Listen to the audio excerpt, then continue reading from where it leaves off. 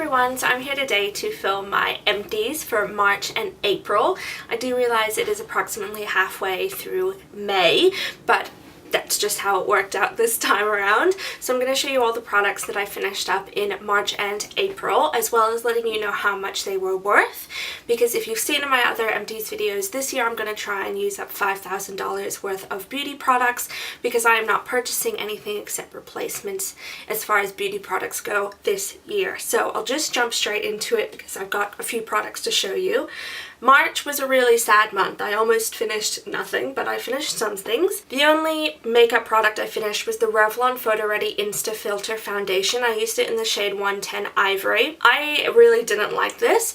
First of all, the packaging is horrific. It's like a sponge applicator. You twist an airless pump and the foundation comes out this hole in the top, and then you're supposed to sponge and theoretically blend the foundation in with that. I obviously didn't do that. I did apply it and then just blended it out with a regular sponge. The problem was, because it's got this little, I don't know, like bar that goes down into the middle of the foundation, when I take the cap off, it sprays foundation all over the place and it stained some of my clothes, and I hated that. So I took all the product out of this packaging and just put it in a regular little bottle and used it that way. The product itself is orange in color. Definitely on my skin it came across really orange, and I did need to be pretty careful about how I blended it and applied product on top of it. I also just didn't like how it wore. It was much matter than I would usually wear. I prefer a dewy or satin finish, and this is quite, I would say, demi-matte, closer to matte than demi, but I just didn't like it at all. I don't even know if this is still available because I haven't been to Priceline that recently, but it came out last year, I want to say, and it was really, really bad. So finished that. Then as far as skincare products go, I finished up some minis. This was my Andalou Naturals 1000 Roses Rose Water Mask. This was in my project Turn and Burn, and I finished this up. It's basically just a hydrating mask. I didn't think it was spectacular, nothing special, so I wouldn't buy it, though I do really like the Andalou Naturals products, and I like the 1000 Roses range. I also finished this Elemis Pro Collagen Marine Cream. This was a sample I got in a Mecca Beauty Loot box, and I think this was in my Turn and Burn project as well. A lot of my minis are going to be in that project, and this was pretty nice. I got more uses out of this mini than I expected to, and I like Elemis products. They're nice. They're not too fragranced in my opinion, and they really feel nice on my skin, but I don't know if I would pay that much for this product because I don't think it has very many actives that I'm looking for. I also finished a full-size skincare product.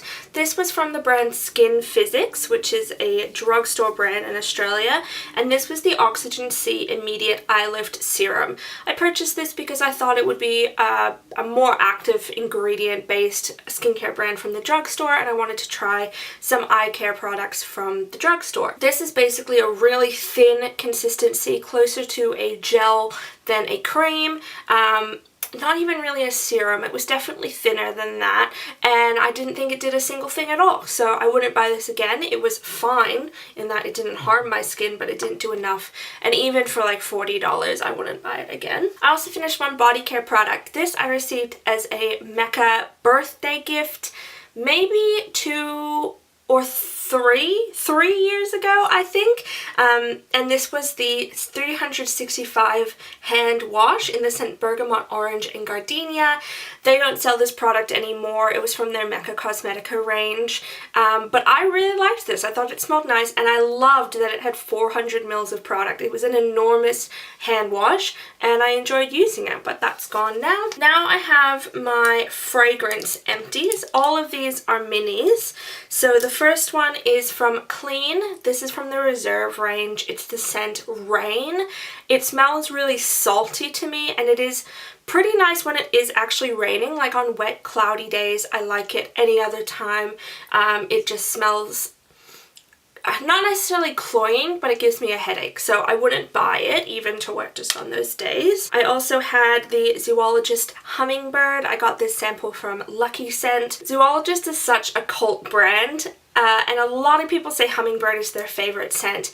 It smells so strongly of pollen really, really like honeysuckly kind of heady florals. It's way too strong. It was nice, but I would never buy it because I don't like wearing it. This was the Parfums de Nicolai Fig Tea, a sample also from Lucky Scent. This smells like fig tea. Typically, I love fig tea combinations in perfumes, and I thought I was going to love this.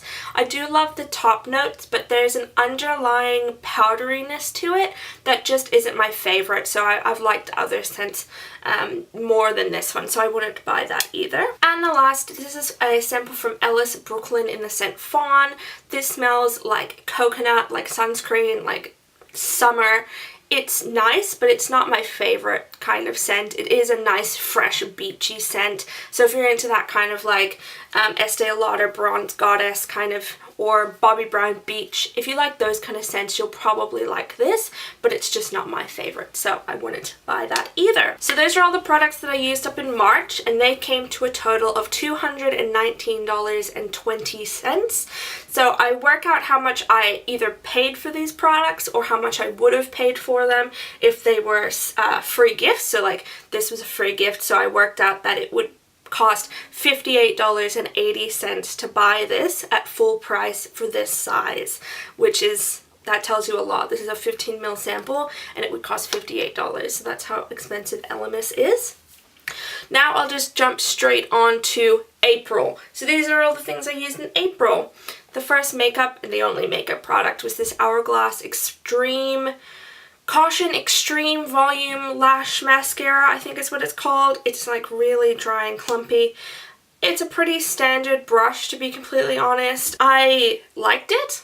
I liked that it didn't smudge, but it was probably too natural, not volumizing enough, so I wouldn't buy it full size. The other makeup product I used is a tool. This is a beauty blender. As you can see, it has gone really moldy, so that's pretty gross. I also have two skincare products that I didn't finish, but they did expire, but I used them so much I'm going to count them as finished products. So the first is the Neutrogena Sheer Zinc Face Dry Touch Sunscreen. This is an excellent mineral-based sunscreen if you're not going to put anything on top of it.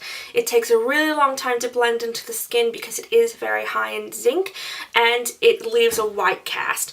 I didn't like it under makeup because it balls up and just doesn't really work under anything, but if you're just looking for a sunscreen to wear on bare skin, this is really nice, a mineral-based sunscreen. And this was the Carousell Ultra Acne Treatment Extra Strength. This is just a salicylic acid. I think it has benzoyl peroxide in it as well, just for acne, Carousell standard.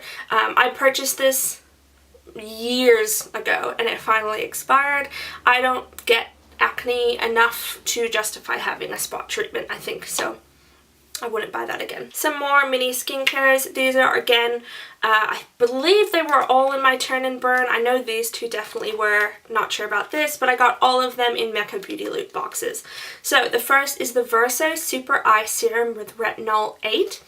I was really nervous to try this because many moons ago I tried a Verso eye cream with retinol and it burnt my skin worse than anything I'd ever put on it before, and I had to wash it off, and it put me off Verso skincare entirely.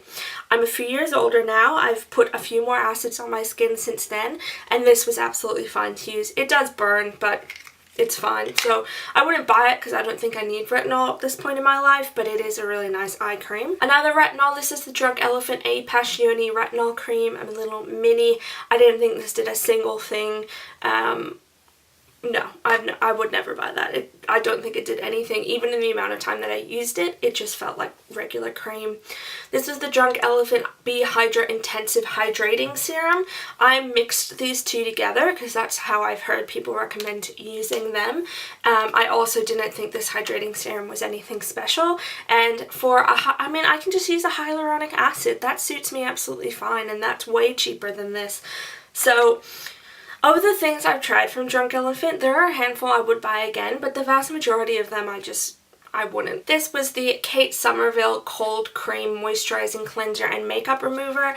This was just a giant tub of cold cream that you rub onto your dry skin and it removes makeup. I loved this. Ooh, okay, dropped the lid. I loved this. It smells like like really old-fashioned cold cream. Like, it smells like retro skincare, and it didn't sting my eyes at all. It didn't leave a weird film on my eyes. I really enjoyed using this. I probably overused it. Like, I probably used too big of a glob every time I applied it, but I genuinely really liked it, and I would probably buy it again, especially if my skin was feeling sensitive or if it was really dry. I also finished the Boscia Cactus Water Hydrating Cream. It's pretty misleading that they say it's a cream because it's definitely a gel. I might say that it was like a water cream or something like that, but more gel in consistency, and I just don't think this was enough. It was fine. I don't think it was enough. I wouldn't buy it again. The Glossier Milky Jelly Cleanser. When I first got this, I was like, what's up with the hype? This isn't anything special. I've used products like it before. But as I used it, I kind of just realized how lovely and reliable it was as just a simple, non-stripping, not moisturizing necessarily, but like soothing, easy cleanser. I loved the consistency of it. I loved the way it left my skin feeling after I'd used it. And I really came around to this one. I definitely liked it a lot more at the end than I did at the beginning. Glossier is incredibly difficult to get into Australia. I'd have to use a forwarding service or get a friend to pick it up for me. So I will be looking at other products that have a similar jelly consistency. And if the opportunity came up, I think I would buy another one, but I'm not going to go out of my way to do so. I have 2 body wash samples. I don't usually include samples, but these were again in my Turn and Burn project. The Beauty Farm Refreshing Shower Gel by Dr. R.A. Eckstein. My boss gave these to me. I would never buy these. I also finished up another shower gel. This is from the Body Wash. It's the Pinita Colada Body Wash shower gel. I think I purchased this 2 Christmases ago, half price, when they were like clearing out old stock. I don't purchase shower gel any longer, but I did enjoy this one. I really like Body Shop shower gels because they are thick and sudsy, but they don't strip the skin, so I did enjoy using it, but I wouldn't buy it again. I also finished up 2 hand creams. This is from a brand called Haven. It's the Ylang Ylang Rose Hand Therapy in the Stress Relief scent. It was pretty greasy. It smelled delicious. It was pretty greasy. It came as like a gift set over Christmas time, or maybe even 2 Christmases ago. I honestly have no idea. But I used it up and it was fine. I go back and forth about whether or not I actually enjoy having a hand cream in my bag. When I need it, it's nice to have it, but most of the time I wish I wasn't carrying it around, so I wouldn't buy that one. Again, it's debatable as to whether I'll replace it. And this was the Lush Lemony Flutter Cuticle Butter. I purchased this because my cuticles felt incredibly dry one winter, and I just finished it up. It smells like lemons. It's very thick and oily. I bet it's just coconut butter. It's shea butter. Yeah, it's very thick and oily and smells very strongly of lemons. I would never buy this again. I ended up using it just as like a foot cream and a knee like dry patch cream. I just finished it up, but I would never buy it again. There's way too much product in here considering how much you need because of how greasy it is. For fragrances, I finished up a full-size Bath & Body Works Fine Fragrance Mist in the scent Oahu Coconut Sunset. Just smells like straight up coconut. I use this as a room spray because I don't really wear body sprays on my body unless I'm going to sleep or just bumming around the house. But I use this as a room spray and it was nice enough, but coconut is not my favorite scent. I wouldn't buy it again, I don't think. And then I had 3 samples. The first was a sample I actually had made in a Mecca store. This was by Byredo 11th Hour.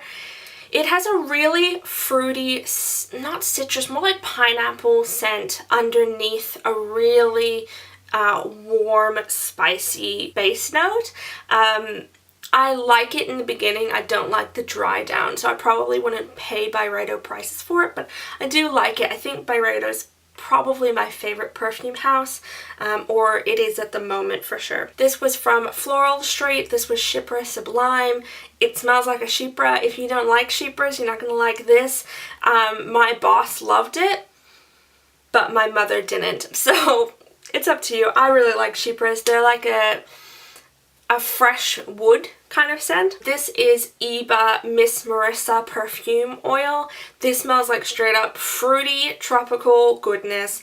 I don't usually use perfume oils, but to get this scent again, I would absolutely purchase this. It's just mouth-wateringly delicious. So there you go. Those are all the products that I finished up in April. All of those came to a total of $352.82. So let me do some math for you. So all of my empties for March and April brought my yearly total to $1,218.57. So if you're following along to get to $5,000 by the end of the year, I'm super behind. I need to like double that amount in the next month or two. I think I'm getting there. I am getting through a lot more full-size products. The problem is that the makeup that I'm using is just not there. So I don't think I'm going to be able to hit 5,000 just based on skincare and perfume samples. So while I'm doing great in those categories, that's not going to get me to the end that I want to reach. But oh well, it is what it is. That's what I've done in March and April, and I'll be here quite soon, I'm sure, to give you my May empties as well. So, thank you so much for watching. Have a great day. Bye.